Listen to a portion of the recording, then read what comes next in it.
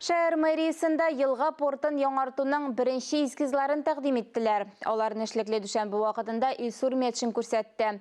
Портның мәйданы 287 гектар. Хәзер бу территориядә искергән җитештерү, гараж кооперативлары һәм ташландык объектлар байтак. Әлеге зонаны трансформацияләү проекты өстендә Мәскәүнең әйдәп баручы архитекторлары эшли.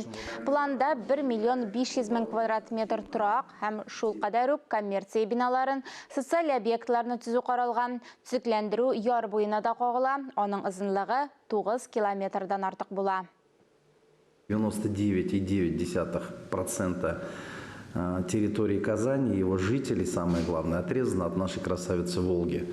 Мы долго к этому вопросу шли. В целом территория по мастер-плану 25% будет занимать благоустройство, детские площадки, спортивные площадки, то есть не занято строительством. Это первая практика в таком большом масштабном строительстве. Мы изучали лучший мировой опыт.